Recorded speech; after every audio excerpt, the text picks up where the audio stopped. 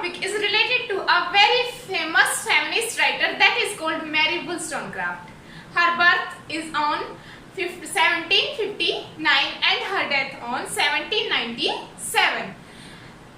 Firstly, we begin to start his biography, what she do in her lifetime and what is the experience of her life journey, what she face, what problems she face, and after that she is called feminist mother, या कह सकते हैं mother of feminism she called.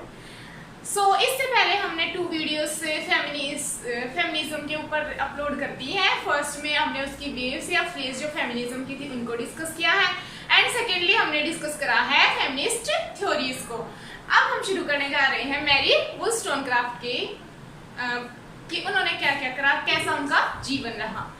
सबसे पहले मैं बता देती हूँ, मैरी वुllstonecraft जो थी वो 7 भाई बहन थे और उन 7 में जो मैरी है वो भी बिल्कुल एक नेचुरल चाइल्ड थी. ऐसे कुछ स्पेशल नहीं था कि वो एक इतनी अच्छी राइटर बन पाई. तो हम कह सकते हैं कि उनका जो पूरी की पूरी फैमिली थी उसमें जो उनके फादर थे वो ड्रिंक करते थे और वो उसकी मदर को बहुत ज़्यादा बीट करते थे, यानी कि पीटते थे. और यही सब देख देख के जो मैरी है वो बड़ी हुई, बट जब वो यंग एज में आ गई तो उसने अपनी मदर को प्रोटेक्ट करना शुरू कर दिया और वहीं से उसके माइंड में कंसेप्ट आया कि फीमेल प्रोटेक्शन का, यानी कि अगर आप के जो फिर जो उसके फादर थे वो मैरी को भी अब्यूजिव वर्ड बोलने लगे और मैरी ने वहां से हटके एक घर में जॉब करना शुरू कर दिया था. तो और उसकी एक बहन थी एलिजाबेथ जिसका नाम था. एक इंस्पिरेशन उसको वहां से भी मिली. उसने अपनी प्रैक्टिकल जो चीजें लिखी हैं वो अपनी रियल लाइफ में भी उसने फेस करी हुई हैं. तो उसकी जो बहन थी एलिजाबेथ, अलीजा जिसको बुलाया है, तो उसके जो हस्बैंड थे उसकी शादी हो गई थी, वो भी उसको बहुत टॉर्चर करते थे. तो मैरी वुllstonecraft ने उसको ये आइडिया दिया कि आप भाग जाओ. हालांकि उसके बच्चे भी थे बट कुछ सोसाइटी की बाउंडेशन के कारण अगर वो जाती भी तो वो अगेन मैरिज नहीं कर पाती. तो मैरी वुllstonecraft ने इसका भी विरोध करा है कि हम अकेले इंडिपेंडेंट रह के भी अपना एग्जिस्टेंस कायम कर सकते हैं. तो उसने अपने घर में इतनी सारी कंडीशन फेस करी थी. उसके बाद उसके खुद के जो लाइफ के एक्सपीरियंस थे वो भी जबरदस्त थे. जैसे कि उसने जब घर छोड़ा तो उसके बाद उन्होंने एक मेड का काम शुरू कर दिया. किसी के घर में वो काम करने लगी और उसी जॉब के दौरान उसको बहुत सारी डिफिकल्टीज फेस करनी पड़ी और उसी के दौरान उसने एक वर्क लिखा that is called thought on the education of daughter 1787 में. इससे पहले मैं बता देती हूँ कि उन्होंने और क्या क्या करा अपने लाइफ में. वो एक इंग्लिश राइटर थी, फिलोसोफर थी, एडवोकेट थी वुमेन राइट्स की. She also wrote travel narrative भी उन्होंने लिखे हैं एंड चिल्ड्रन बुक्स और फ्रेंच रेवोल्यूशन की हिस्ट्री पे भी उसने अपनी कलम आजमाई है. उसको मदर ऑफ फेमिनिज्म बोला गया है क्योंकि जो उसका अगर कह सकते हैं कि जो फेमिनिस्ट का जो फर्स्ट वर्क जो पब्लिश हुआ था तो वो मैरी वुllstonecraft ने ही फीमेल के ऊपर फर्स्ट अपने बुक पब्लिश करवाई थी जो कि वुमेन के हक में थी या वुमेन के एक पावर बनी वुमेन को लेकर. उसमें उनके राइट्स के बारे में बात करी गई थी. आगे है, अब इनका मेन आइडिया क्या था कि women are not natural inferior to man, कि भगवान ने बना के भेजा कि वुमेन कम है या मैन कम है. वो सबको सेम बर्थ करता है और सबके सेम ही वो पॉइंट ऑफ व्यू रखता है कि वो कुछ भी कर सकते हैं. बट जो सोसाइटी है वो इंफीरियरिटी क्रिएट करती है मैन एंड वुमेन के बीच में. ठीक है, तो वो उस चीज का क्या करती है, उस चीज को क्रिटिसाइज करती है. अब जो ये बॉक्स उन्होंने अपनी जॉब के दौरान लिखा जब वो एज ए मेड या एज ए सर्वेंट काम कर रही थी, ठीक है, 1790, इसमें उसने बोला है कि अपने थॉट रिप्रेजेंट करे हैं डॉटर की एजुकेशन को लेकर. वो कहती है कि अगर आप एज ए मदर हो या आप घर में कोई भी फीमेल हो तो आपको एजुकेशन को सपोर्ट करना चाहिए, क्योंकि अगर शायद आज मैं भी एजुकेट होती तो मुझे ऐसे काम नहीं करना पड़ता. सेकेंडली उसको पॉइंट ऑफ व्यू था, वो उसको स्कूल ही तो कोई एजुकेशन मिली नहीं. जहाँ पर वो काम करती थी वहीं पर एक उसकी फ्रेंड थी, उसके जो फादर थे वो साइंस के टीचर थे और फिलोसोफर थे. तो उसी के पास रह के उसने कुछ बुक्स रीड करी और वहीं से उसने क्या लिया, वो लिखना सीख गई और उसने बहुत सारे वर्क लिखे। अब देखो कि हम कितनी जल्दी हार मान लेते हैं, इतने एजुकेट होने के बाद भी हमें वो कैपेबिलिटी शायद नहीं आ पाती। तो सोचो कि उनका सिनेरियो कैसे रहा होगा, इतनी सारी डिफिकल्टीज के बाद भी वो कितना निखर के हमारे सामने आई। That is called impossible things create possibility in our life. Okay, अब एक इंसिडेंट हुआ था कि जो एडमंड ब्रूक नाम के एक इससे पहले मैं एक पॉइंट और ऐड कर देती हूँ कि फिर मेरी जो वुllstonecraft थी उसके 2 अफेयर भी हुए 2 पर्सन्स के साथ। तो फर्स्टली जब उसको जो फर्स्ट पर्सन था उसने फ्लेयर्स नाम था उसका, तो उसने जब उनको चीट करा या उन्होंने उसके मैरिज के लिए प्रपोजल रखा तो उन्होंने डिनाई कर दिया। तो इससे जो मैरी थी वो बिल्कुल डिस्टर्ब हो गई और वो उसका जो हर्ट है वो ब्रोक हो गया। और इस चीज को रिसोल्व करने के लिए, इस चीज से बाहर आने के लिए वो ट्रैवल पे चली गई और वहां पर वो पेरिस गई और वहां पर उसने क्या देखा कि एडमंड ब्रूक ने एक वर्क पब्लिश कराया that is called reflection on the revolution in France. यानी कि वो रिफ्लेक्ट करता है कि फ्रांस रेवोल्यूशन के ऊपर अपना दृष्टिकोण दिखाता है, जो 1 नवंबर 1790 को पब्लिश करवाया। बट जब मैरी ने इसको पढ़ा तो उसको इसकी जो वर्डिंग थी, इसकी जो सेंस थी चीजों को बताने की, उसको वो बिल्कुल पसंद नहीं आई और उसने क्या करा, पूरा 1 महीना कंटिन्यू अपना एक दूसरा वर्क लिखा। वो दिन रात उसने एक कर दिया और दिन रात वो सोई भी नहीं अच्छे से और उसने एक दूसरा वर्क लिखा। इसके रिस्पॉन्स में या कह सकते हैं कि इसका जवाब दिया, that is vindication of the right of man. ये 29 नवंबर 1709 को पब्लिश हो गया था। तो सोचो कितनी माइंड ब्लोइंग चीज है, आपके भी और हमारी उम्मीद से कितना परे है। उस टाइम पे सोचो कि उसके अंदर कितनी जिज्ञासा होगी कुछ करने की, तभी वो इतने अच्छे से। तो फ्रेंड्स, आप भी बिल्कुल डट के पढ़ाई करो और खूब मेहनत करो। डेस्टिनी हमें जरूर देती है और भगवान सब देखता है कि हम कितने ज्यादा फोकस है अपने काम के प्रति। तो बस लगे रहो अपने ड्रीम को पूरा करने के लिए, जो भी आप सोच रहे हो आप जरूर बनोगे 100%। ओके, फिर दोबारा से थॉमस पेन थे, उन्होंने इसके ऊपर लिखा right of man. But Mary जो वुllstonecraft थी, उन्होंने दोबारा से इसके रिस्पॉन्स में लिखा। ये मैरी शैली यहाँ पे गलती से लिख दिया, मैं रद्द कर देती, आपका को कंफ्यूजन नहीं होना।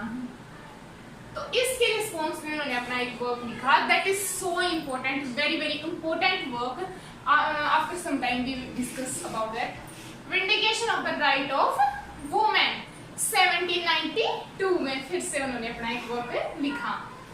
अब आप सोच ही रहे होंगे कि कितना जबरदस्त माइंड सेट था इनका कि ये सबका जवाब देने के लिए रेडी थी, तभी तो ये मदर कहलाई है किसी एक मूवमेंट की। ठीक है, आगे देखो, उनका जो पहला नोवेल था मैरी ऑफ फिक्शन 1788 में पब्लिश हुआ। जब अब क्या हुआ था कि मैरी ने अपनी जो एक सिस्टर थी और एक जो मैंने फ्रेंड बताया था उनके साथ मिलके मैरी ने एक स्कूल खोला था और जहाँ पे वो एजुकेट करना चाहती थी बच्चों को, क्योंकि उनका मेन फोकस क्या था, उनका मेन फोकस था कि बच्चों को एजुकेशन देना ताकि वो गुड सिटीजन बन सके। बट क्या हुआ कि जब उनका सेकंड अफेयर चला तो उसके दौरान जो सेकंड अफेयर चला तो वो भी उनको छोड़ देते हैं और इस कारण से डिप्रेशन में आने के बाद वो स्कूल को छोड़ देती हैं। ठीक है, तो फिर उन्होंने नॉवल लिखा मैरी ऑफ फिक्शन 1788 में, जो वो स्कूल को छोड़ती है और इस नॉवल में उसने अपनी स्टोरी दिखाई हुई है। वैसे तो ये फिक्शन है बट उसने रिप्रेजेंट करा हुआ है कि कैसे जो वुमेन होती है उसको इंडिपेंडेंट होना जरूरी होता है, जब तक वो डिपेंड रहती है तो वो कुछ नहीं कर पाती। ओके, आई होप कि यहाँ तक आपको हर पॉइंट क्लियर हो रहा होगा। तो भाई पहली बात तो नोटबुक और पेन लेके बैठा करो जब भी क्लास को ऑन करो। ठीक है, मैं हमेशा बोलती हूँ।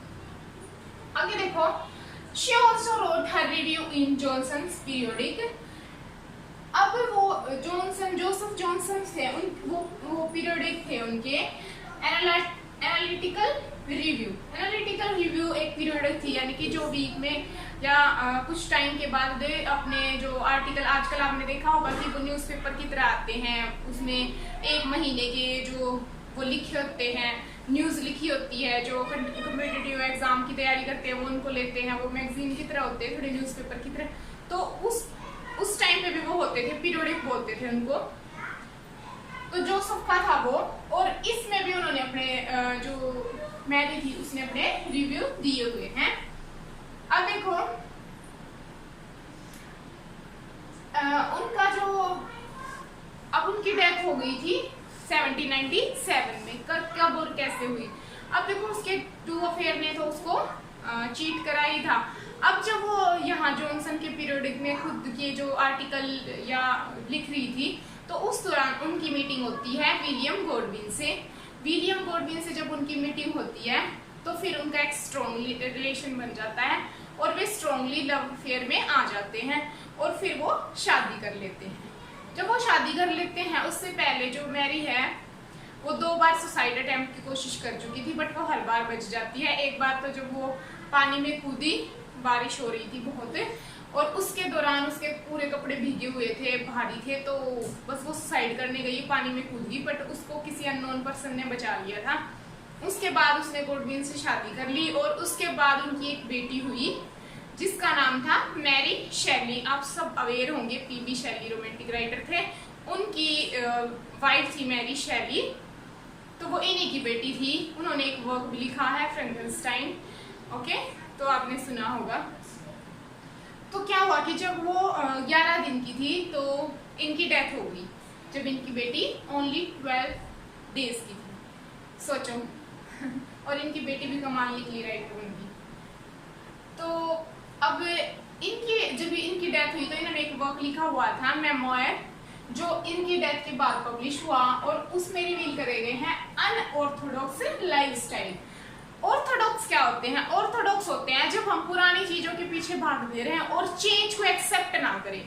जैसे कि अगर कहें कि हाँ लड़कियों को नीची नजर करके जाना है, तो हम उसी चीज पे अड़े रहे, और चाहे वो कोई लड़की पायलट बन गई, हम तब भी उसको एक्सेप्ट नहीं कर रहे कि वो बेशक पायलट है, बेशक कुछ भी है, पर वो ऐसे ही रहेगी जैसे हम चाहते। तो ये होता ऑर्थोडॉक्स। तो उसने अनऑर्थोडॉक्स के ऊपर लिखा है कि सोसाइटी है, उसको चेंज होने की जरूरत है और होना ही चाहिए। ओके, ये डेथ के बाद उसके जो हस्बैंड थे विलियम गॉडविन, उन्होंने ही पब्लिश करवाया था। ओके, आई होप कि यहाँ तक क्लियर हो गया होगा। अब हम चलते हैं इसके एक वर्क की तरफ, that is very important. Our today जो lecture is fully depend and focus on this work. A vindication of the right of women with strictures. अब देखो स्ट्रक्चर की जगह ये आधा टाइटल है और ये पूरा टाइटल है इसका, इस वर्क का। तो स्ट्रक्चर के जगह उन्होंने क्या लिखा? स्ट्रक्चर नहीं लिखा, यानी कि स्ट्रिक्ट स्ट्रक्चर। उनका कहने का मतलब क्या है कि स्ट्रिक्ट स्ट्रक्चर फॉलो करना चाहिए वुमेन को और पॉलिटिकल एंड मोरल सब्जेक्ट के ऊपर, जो उन्होंने 1792 में पब्लिश करवाया। ओके, तो आपको इसका फुल टाइटल भी याद रखना है कि अगर एग्जाम में आपसे फुल टाइटल पूछ ले तो वो भी आपको पता होना चाहिए। ओके, अब इसमें टोटल 13 चैप्टर थे। आर्ग्यू किस चीज पे करा है इस? अब कुछ ऐसे राइटर थे जो वुमेन के लिए कुछ उन्होंने अच्छी वर्डिंग्स नहीं लिखी, या जो मैरी शेली को अच्छी नहीं लगी, तो मैरी शेली ने इस वर्क में उनके ऊपर आर्ग्यूमेंट करा है। जैसे पहला था रूसो ने बोला है women only need to be educate as much as they serve man, कि वुमेन को उतना ही एजुकेट करना चाहिए कि वो अपने पति को सर्विस दे सके या वो अपने पति के लिए कुछ कर सके, बाकी उनका पति संभाल लेगा। अगर वो अपने पति के लिए भी कुछ कर रही है तो दैट इज इनफ। उनसे ज्यादा उन्हें कुछ करने की ना जरूरत है, ना उनको उससे ज्यादा एजुकेट करना चाहिए। क्या आप सहमत हो इस चीज से? ठीक है, तो इस चीज पे जैसे वो एक सॉन्ग नहीं है, बहुत पुरानी मूवी, शायद नसीब नाम है, उसमें उसकी चोटी ऊपर रहती, मैंने 7-8 बार देखा है उस मूवी को, बड़ी अच्छी लगती है मुझे, ऋषि कपूर की। तो उसमें वो गाना गाती है ना, मेरे पति मेरे देवता हैं, that types of things Rousseau called. Okay, second उसने किसको क्रिटिसाइज करा है, फोर्डीज के सेंटिमेंटल सरमन्स। सरमन्स क्या होते हैं, उपदेश, कि उसने कुछ उपदेश दिए हैं जिसमें उसने वुमेन को कहा है कि उनको ज्यादा डोमेस्टिक वर्क से ज्यादा कुछ करने की जरूरत नहीं होती। थर्ड है ग्रेगरी के रूल ऑफ डेकोरम। तो इसमें उसने क्या बोला था कि जो वुमेन है सबसे पहले उनकी ड्यूटी क्या है, उनकी ड्यूटी है कि अपने जो as a wife and as a mother वो बेस्ट बन के रहें। उसके अगर वो नहीं कर रही तो उनकी एजुकेशन किसी काम की नहीं है। सबसे जो ज़्यादा उनका इम्पोर्टेंट चीज़ थी ये बोला, तो मैंने उनको भी क्रिटिसाइज करा है। And fourth last is John Milton. John Milton के पैराडाइज लोस्ट में उसने ईव के कैरेक्टर को लिया है और वो कह रही है कि जो जॉन मिल्टन है वो जानबूझ के ऐसा करते हैं कि वो ईव के कैरेक्टर को नीचा दिखाते हैं और जो एडम होता है उसको अप दिखाते हैं, क्योंकि वो दिखाते हैं कि जो ईव का नेचर था वो ऐसा है कि वो किसी की भी बात मान लेती है और वो फुल्ली डिपेंड हो जाती है एडम पे, उसकी तरफ ड्रोन हो जाती है एडम की तरफ। सेकेंडली वो दिखाती हैं कि जो उसने एक लाइन लिखी थी मिल्टन ने कि ईव कहती है कि मतलब गॉड ने मुझे इतना बनाया कि मैं एडम को जान सकूं और बाकी जो काम है गॉड को जानने का वो एडम का है। तो इस चीज के लिए मैरी ने क्रिटिसाइज करा है जॉन मिल्टन को। अब इसमें 13 चैप्टर थे, वन बाय वन सबका एक पॉइंट ऑफ व्यू ले लेते हैं। चलो स्टार्ट करते हैं। फर्स्ट चैप्टर में इसने प्रमोट करे हैं रीजन एंड रैशनैलिटी। इसने बोला है कि जो ये कह रहे हैं ना कि एजुकेशन मतलब कि लेडीज घर का काम या डोमेस्टिक वर्क्स अपनी ड्यूटीज को भूल जाएंगी या वो अच्छे से नहीं कर पाएंगी, वो रीजन दे पहले कि वो किस रीजन के बेस पे कह रहे हैं, क्या उन्होंने ये एक्सपीरियंस करा है, या मतलब वो कह रही कि हर चीज के पीछे फैक्ट होता है। तो कुछ भी काम अपनी स्टीरियोटाइप मेंटलिटी के ऊपर है या वो चीज आपको सही लग रही है तो इसके बेस पे ना करके हमें उसको रीजन के बेस पे करना चाहिए। ओके, सेकेंड और थर्ड चैप्टर में ये बताती है कि why women pleasing to other, why क्यों जो वुमेन है वो दूसरों को खुश करने में लगी रहती है, क्यों वो सोचती है कि वो भी खुश हो जाए, वो भी खुश हो जाए, सास भी खुश रहनी चाहिए, पति भी खुश रहना चाहिए, सभी रिश्तेदार खुश रहने चाहिए, ऐसा क्यों है, क्यों वो चाहते हैं कि ऐसा हो, उनको ही वो क्यों फाउंडेशन क्यों। अब जैसे शादी होती है तो बहू से इतनी उम्मीदें क्यों, दामाद से क्यों नहीं, ठीक है। Why women are only made for emotion and beauty, क्यों जब भी जाते हैं लड़की को देखने तो वो सुंदर होनी चाहिए। अगर लड़का गवर्नमेंट जॉब कर रहा है तो उसके लिए वही इनफ है, बट लड़की अगर गवर्नमेंट जॉब भी कर रही है तो भी वो ब्यूटीफुल होनी चाहिए, तभी अपने लड़के की शादियां मुझसे करेंगे अगर आप लड़का ठीक है तो। ओके, तो ये चीज क्यों, इमोशन और ब्यूटी को ही क्यों देखा जाता है, अगर वो दूसरी चीजें समझती है तो अच्छी बात है, अदरवाइज फिर। अब आगे देखो, both man and women create bye God, कि मैन और वुमेन दोनों ही क्रिएट किसके द्वारा होते हैं, गॉड के द्वारा। तो क्यों वुमेन को ही इनफीरियर माना जाता है और वुमेन को ही सोचा जाता है कि वही ज्यादा ब्यूटीफुल हो। कभी लड़कों के ऊपर तो नहीं कहा जाता, कहते कोई नहीं लड़का है चल जाएगा। आपने भी ये डायलॉग कितने बार सुना होगा अपने घरों में, लड़का है भाई कोई बात नहीं इसकी तो चल जाएगी, ठीक है। तो स्टार्टिंग से ही माइंड सेट करना शुरू कर देते हैं। अब चैप्टर 4 में बताते हैं pleasure is ultimate goal of women's life. अब कि मतलब प्लेजर कि हाँ अगर वो तैयार हो रही है, वो सुंदर है, उसके बाल अच्छे हैं तो दूसरे उसको देख के अच्छा फील कर रहे हैं, तो क्या वो बस उनके प्लेजर के लिए बनी है कि उनको वो देख के अच्छा लगे, उसने कैसी ड्रेसिंग सेंस करी है, कैसी वो दिख रही है, क्या उन सब चीजों के लिए ही वही गोल है उनका फीमेल का, ठीक है। मैरी स्ट्रीट लाइक फ्रेंडशिप, वो कहती है, मैरी कहती है कि मैरिज को फ्रेंडशिप की तरह ट्रीट करा जाना चाहिए, because wife and husband are a companion of each other life, they are not a foundation and not impose each other, they are like a friendship, their relation are like a friendship। okay, chapter 5 में वो कहती है also अगर writer pick that point कि जो other writer हैं वो लिख रहे हैं उनको भी ये पॉइंट पिक करने चाहिए और उनको भी इन चीज़ों के ऊपर लिखना चाहिए कि कैसे जो भी वुमेन हैं उनको हम सोसाइटी में एक उनकी इक्वल जो इक्वलिटी है वो दिलवा सकते हैं, उनको एजुकेशन का अधिकार दिलवा सकते हैं। चैप्टर नंबर 6 में वो एक्सप्लेन करती है importance of development if it is for women girl begin to educate, कि डेवलपमेंट की अगर वुमेन को डेवलपमेंट करा जाएगा तो ये बस ओनली वुमेन का ही डेवलपमेंट नहीं होगा, ये पूरी फैमिली का डेवलपमेंट होगा। अगर एक फैमिली डेवलप हो जाती है तो फैमिली से क्या बनती है, सोसाइटीज। तो सोचो कि अगर एक फैमिली पूरी एजुकेट है वो अपने बच्चों को एजुकेट कर सकती है, और अगर वो पूरी फैमिली एजुकेट हो गई तो पूरी सोसाइटी एजुकेट हो सकती है। तो एक फीमेल कितना बड़ा डेवलपमेंट कर सकती है। चैप्टर नंबर 7 और 8 में वो कहती है modesty of women they can improve their, कि जो मोडेस्टी वुमेन की यानी कि वो हर चीज पे खुद को बॉन्ड कर लेती हैं, खुद झुक जाती हैं या मान लेती हैं चलो कोई बात नहीं बोल दिया, तो उन्हें खुद को स्ट्रॉन्ग करना होगा और अपने माइंड को भी उन्हें स्ट्रॉन्ग बनाना होगा, ताकि अगर कोई भी सिचुएशन आए तो वे उसको फेस करने के लिए तैयार रहे, ना कि वो डिपेंड रहे। आगे देखो चैप्टर नंबर 9 में वो कहती है कि financial independence for women express the need और duty and become good citizen. Women's को ये भी समझना होगा कि वो जो है वो उनको फाइनेंशियली डिपेंड होना होगा ताकि वो दूसरों के इंडिपेंडेंट होना होगा ताकि वो दूसरों पे डिपेंड ना रहें, और उनको अपनी ड्यूटीज को करते करते साथ में दूसरी जो उनकी खुद की पहचान है उसको भी मेंटेन रखना होगा, उस ड्यूटी को भी उन्हें जानना होगा जो उनकी सेल्फ के प्रति है, और इससे और वो भी हक रखती है कि वो भी एक गुड सिटीजन बने, मैन के साथ साथ वुमेन भी एक गुड सिटीजन बने, कंट्रीब्यूट करें सोसाइटी में।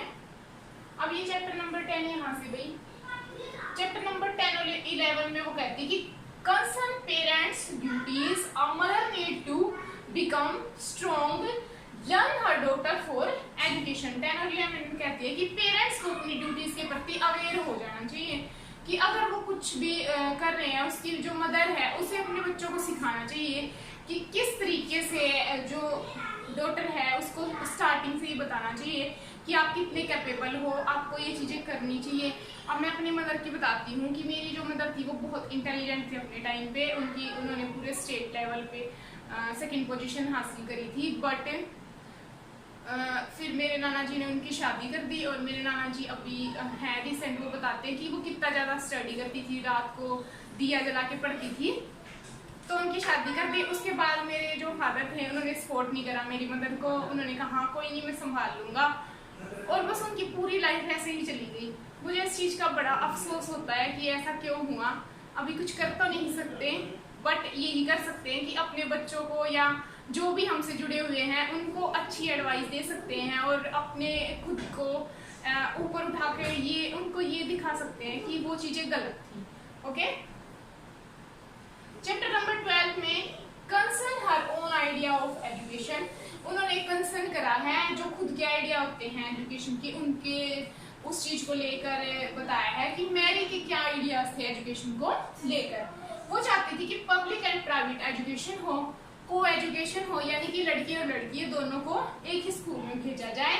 डेमोक्रेटिक यानी कि लोकतांत्रिक होनी चाहिए, सबको बराबर अधिकार है। पर्टिकुलर एजुकेशन, पार्टिसिपेटरी एजुकेशन का मतलब होता है कि हर चीज में पार्टिसिपेट कर सके, चाहे वो इकोनॉमिक लेवल है, चाहे वो सोशल है, चाहे वो रिलीजियस है, चाहे वो पॉलिटिकल लेवल है। ओके, अब चैप्टर नंबर 13 में वो कहती है women become ideal for society, की वुमेन भी आदर्शवादी बन सकती है सोसाइटी के लिए। ओके, अब कंक्लूजन जब उसने दिया तो उसने कुछ प्रपोजल रखे थे। उसके प्रपोजल क्या थे? पहला तो ये कि free national school for all children, सभी राष्ट्र के बेस पे कुछ ऐसे स्कूल खोले जाएं जो सभी बच्चों के लिए फ्री हो, यानी कि गवर्नमेंट स्कूल। सेकंड था बिकम गुड सिटीजन, गुड अच्छे नागरिक बनना है, चाहे वो लड़कियां हो चाहे वो लड़के हों, को एजुकेशन होनी चाहिए। थर्ड था relation between sex to develop more natural and healthy way, कि अगर गर्ल और बॉय हैं तो उनके बीच का जो रिलेशन है वो एक नेचुरल होना चाहिए, ना कि वो बस उनको गलत नजरिए से ही देखें। उन चीज़ों को डेवलप करने के लिए बोला कि उनका एक हेल्दी अच्छा रिलेशन होना चाहिए, ओके, ताकि वो एक दूसरे के साथ अच्छे से बैठ सकें, शेयर कर सकें चीज़ों को। तो आई होप कि सारे पॉइंट ऑफ व्यू क्लियर हुए होंगे। फिर भी कोई डाउट हो तो कमेंट में बताइएगा। मैंने पूरी रिसर्च के बाद इस लेक्चर को तैयार करा है। अगर अच्छा लगा है तो लाइक शेयर एंड सब्सक्राइब करिएगा। हंसते रहे, मुस्कुराते रहे, अपने आसपास सफाई रखें। तो इसी के साथ bye. Thank you friends, thank you.